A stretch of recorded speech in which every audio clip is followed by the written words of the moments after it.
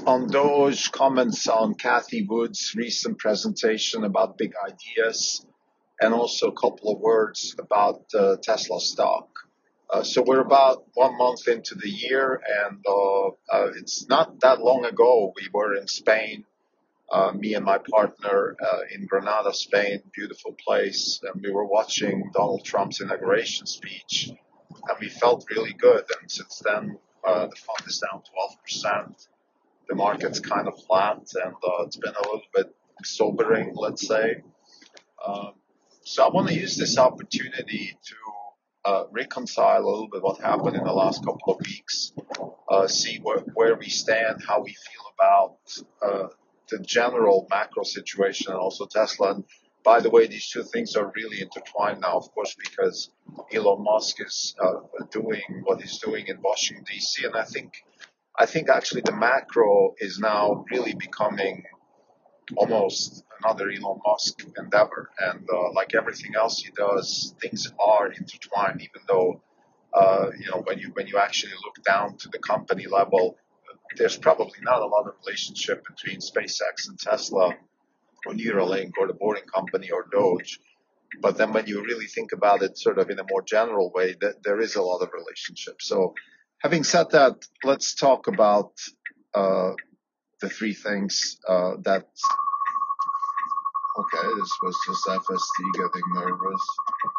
And, that's part of the problem, I guess, that we still have, insufficient FST performance, but that's besides the point. So let's talk about the fund, let's talk about Doge, let's talk about Tesla. For the year, we're down 12%. The market is up 2.5%. We're up from 14.5%, and that's driven by Tesla. Tesla is underperforming. Actually, our other big position, Nvidia, is fine, but Tesla is underperforming, and the reason they're underperforming is because we have disappointing sales. We had a relatively disappointing fourth quarter. Good numbers, nothing wrong, but less than expectation, and certainly not enough to justify a 1.2 trillion valuation. But we also have declining sales now in Europe. We have relatively declining sales also in China. There are reasons for this other than just the general thesis that Tesla is being hurt by Elon Musk getting involved politically. I think the Juniper transition from Model Y original to Model Y refresh is in my opinion probably the biggest reason, because you have over 1 million cars sold in one model that are now transitioning into a new model, so you don't have the kinds of volumes people want to wait. There's the Osborne effect. I mean, we're actually a potential customer ourselves. We drive a Model Y hardware 3, and it's certainly enticing for us to upgrade to Model Y Juniper, but we're debating whether we should do that or not, and I think the answer probably is going to be no, because we want to wait until there's a more affordable Model Y Juniper in the market. Now, why would people refrain from buying a Tesla car because of what Musk is doing? So you can have probably, let's say, three big buckets of people. Let's say bucket number one, the hardcore left-wing Democrats that just categorically hate everything that is happening in Washington, D.C. now because it's just not their side. So there's this, I call them the hardcore left-wing. They don't care what you do. If you give them $1 million, they would still refuse it because it comes from somebody that is not on their side. Those types of people. Now, the thing with those types of people is, yes, I mean, they absolutely refrain from buying a Tesla. I don't have a shred of a doubt. The thing is, though, they would never have bought a Tesla in the first place. Like, I think it became pretty clear for most people around COVID, so we're talking 4 years ago, that Tesla and Elon Musk and his organization are not sort of left-wing Democrat, environmental, climate change, COVID, Vogue type organization.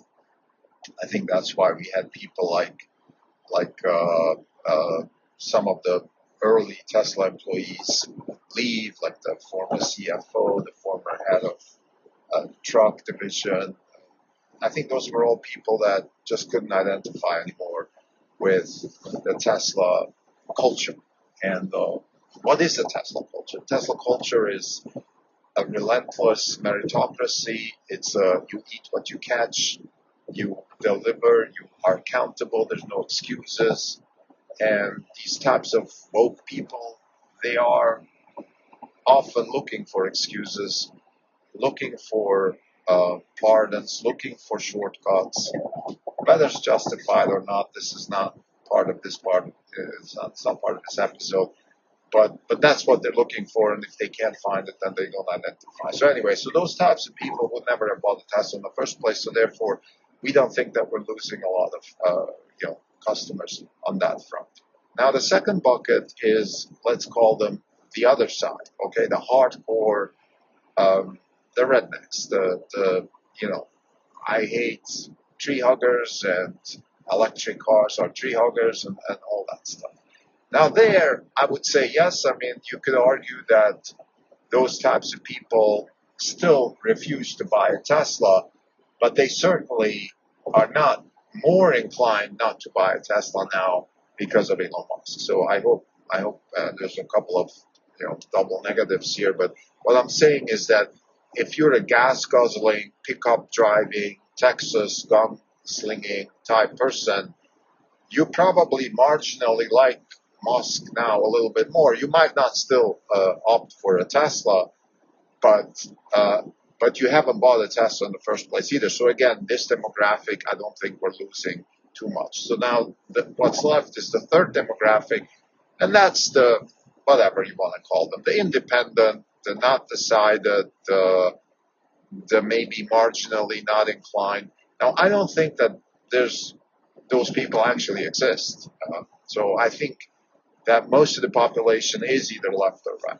There's no, and I have ample evidence amongst my own, my friends, my family, people that are that were, and when I say were, let's say people that weren't too much interested in Tesla, let's say 7 years ago, right? So pre-COVID, pre-Vogue, pre-everything, there were people, lots of people that I was scratching my head. Why aren't you embracing this new car, this new technology? And back then I thought, well, maybe they're just conservative. Maybe they, there's people that just don't like new things and all that type of stuff. My main explanation for people that were refusing a Tesla, and again, I'm talking now even before COVID, like 2018, that time frame when Tesla was, in my opinion, just an innovative new company with a great product. Back then, we had Model 3 coming to the market, Model Y just coming to the market. And it was a good product. It was better than most other products, but it was new.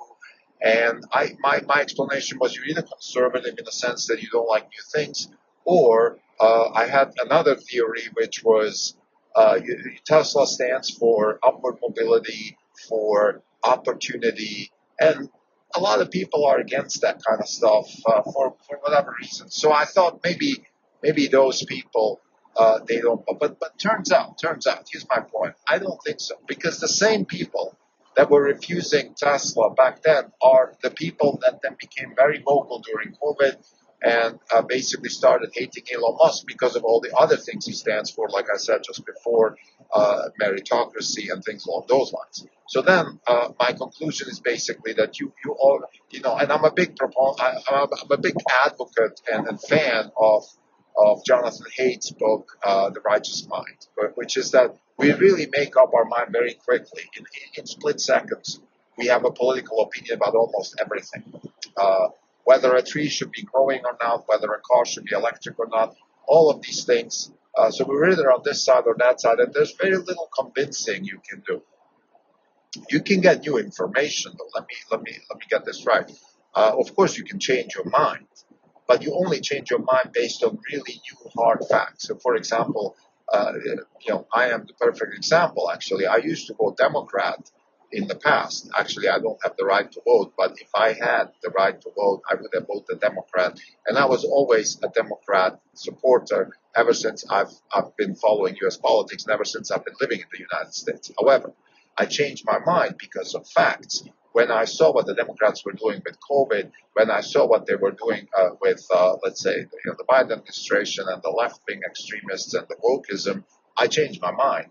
That is not that is very consistent with the righteous mind, because given the new facts, my internal compass just switched. I said, well, I can't support this anymore.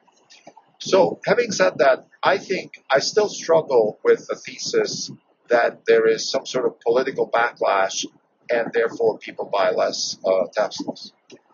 That's the conclusion. Is that there's one exception to that, that's Europe. I think Europe is drowning in propaganda, and I really think that people are misinformed in Europe because they are totally, hostage to the state media or state-controlled media, whether it's directly state-controlled like the TV stations in England and Germany and France, or whether it's indirectly like we have here with Politico and places like that were basically just funded by the government, even though supposedly they were independent organizations. Doesn't matter, but the propaganda in Europe is out of this world. And I do believe that a lot of people, normal, average consumers in Europe, they also have less inclination to follow X. They don't follow, other news outlets that are at least different, sometimes even more balanced, but definitely different. Dare I say more balanced? But so it's a one-sided view. And if I'm a European middle-class person, I probably have some reason to be skeptical about Trump and Musk because, and I'm going to discuss this in a second. I think where Doge and the Trump administration are going towards is really completely dismantle the American and world order. And that's going to come with cost. And one of the costs is going to be that the United States is going to stop subsidizing other people's safety. In other words, Europeans are going to have to pay for their own safety, which is a great thing for Europe because finally they can slip under the umbrella of being of being subject to American dominance and American decision making and all that kind of stuff. It's not good for Europe.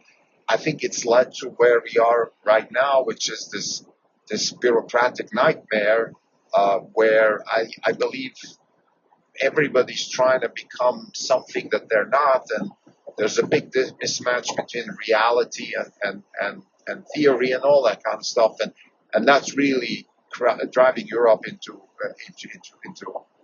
stagnation at best, and at worst even something worse. So, having said that, I think the thesis that we have declining sales because of the political aspects of Elon Musk is somewhat tenable in Europe, but not everywhere else. So we're going to have to, I guess, stomach some sales issues maybe for a while until that abates, because fundamentally what we stand for here at Orange Capital Partners is not that people buy the products of the companies that we invest in because of political conviction, but because they're the best products at the best price and offer the most value. And that's the case with Tesla, and therefore we believe that Tesla in the long run will outperform everything else and deliver the kinds of returns we expect. So that's as much as Tesla is concerned. Now let's talk about Doge, and I want to make a few comments about what Cathy Wood said about Doge, and those comments are pretty much congruent with what we believe in. And here's what we believe in. We believe that Doge is being underestimated by the market for good reasons, because it's never been done before. Financial markets are not very good at pricing in things that have never been done before. So what the markets are doing right now is kind of roughly putting a probability on top of Doge. So saying, look, there's maybe a 60% chance Doge succeeds. And the way we measure that, and this is an inspiration from Kathy Wood, and I think she did a good job, because she said there's a tug of war because the S&P 500 and gold, and I think that's a very good observation, because you have, on the one hand, gold at a very high price, and on the other hand, you have the S&P also at very high valuations. And you have to ask yourself, well, that's really not consistent. Like, either we're going to have a continuous waste of government, money printing, and all of that kind of stuff, which will which will, in the short run, maybe help the S&P, but in the long run, certainly hurt the S&P, because we're going to have inflation, we're going to have regulation, we're going to have low growth, and all of that stuff, like we had during the Biden administration, real growth. Or, and therefore we have high gold prices because they're just going to keep printing money and steel and all of what's going on right now, all the stuff that Doge is uncovering will just continue. Or we have a success in Doge, and if that happens, then gold should, in my opinion, decline. Particularly, also we're going to have a massive outperformance of Bitcoin and a total drop of the idea that gold is a safe haven, because Bitcoin is going to take over that, and we're also going to have a huge rally in the S&P 500 because real growth will be in the high teens, and that's because when you take away corruption, and this is the central thesis of this episode, when you take away corruption, like when you actually hollow out the waste and corruption and overregulation that is happening in the government, well, you're creating a massive, massive incentive for growth. And the same way that if you do the reverse, right? Let's say if you're corrupt, if your government wastes money and this and that, then you have this stagnation, which we've seen, probably ever since Obama took over, but definitely during the Biden administration, we've seen a dramatic decline in real growth and a huge surge in inflation. And I'm not talking about reported inflation. I'm talking about actual inflation that the middle and upper middle class in this country faces, which is, education costs, healthcare costs, housing costs. They're through the roof. We have probably double-digit inflation. We've had double-digit inflation for a long time. Our fund has returned 16.7% cumulative average return net after fees for the last 15, 16 years since inception. And I would say, yes, we've beaten inflation, but after tax, we've probably just barely beaten inflation. So it's really tough. It's tough out there, and that's because of money printing. If you look at how people are enriching themselves, all the stuff that Doge is uncovering now, you have to just make a very simple conclusion, like how hard is it to keep up with these people? Like, they just steal blatantly from taxpayers, and we are trying to make money the right way, and it's much easier to be head of USA than make hundreds of millions of dollars through corruption or be a senator or a representative than to actually make valuable products and sell them and make a profit. But that's the point. I think what we're trying to say here is that now we're reversing this trend. So the conclusion of this episode is really the following. If Doge succeeds, we expect a massive rally in stocks. Now, if Doge succeeds, it's a difficult, it's not a binary event. I mean, we don't think that Doge will be, on June 17th, 2026, Doge will succeed or not succeed. It's not like that, right? Doge will succeed. It's a bit like the old saying about technology, which is in the short run, we overestimate the impact, and in the long run, we underestimate the impact. And I think that's kind of how Doge will play out, right? In the short run, we overestimate it, so we have this euphoria. Now, we're 3 weeks after Trump's inauguration speech, and we're sort of sobering up a bit. It's not as great as we thought, and we're going to have to suffer probably a few more months. But then in the long run, let's say 5 years from now, when Tesla will be up 10x, we'll be looking at ourselves in the mirror and say, well, why didn't I just buy more Tesla? So what? It was a 1 trillion valuation, now it's a 10 trillion valuation. Well, I mean, they're changing global transportation. They're introducing real-world robots to the world. They're changing the way transportation works. They're changing the way, labor works. That Musk has cut corruption in the government. We have so much real growth, so much opportunity for young people to participate in the workforce, make money, and generate wealth for themselves. why was I so skeptical? So I think that's the way we see it, and we agree with with Kathy Wood on that. Now, of course, the risk is certainly that whole thing derails. We have already calls for violence. We will probably have riots and violence. And there's probably a middle way that this can happen, which is some sort of segregation in the United States. That's something that I still believe is a possibility, and maybe it's not so bad. So we have, California, New York, Massachusetts, segregating from the basically falling apart of the United States of America into more coherent territories. So we have Florida, Texas, and lots of states around that core, and then we have the rest around the coastal states that will continue proliferating this money printing woke mentality. And of course, we've done this also many times as thought experiment. If we had this, imagine we have a core United States with Bitcoin as a currency and with people like Elon Musk running the economy, and then we have the others where people like Bernie Sanders and Nancy Pelosi running the economy. I think it's pretty clear where we're going to end up, let's say 20 years from now, which economy will do better. Clearly, the Florida, Texas version will do much better than the woke type economy. Let's hope it doesn't get there, but that's kind of I would say, the risk or the one way this could turn out. We still hope that we can just have a massive de-escalation of corruption and waste and regulation, which will generate high single-digit real growth for several years to come.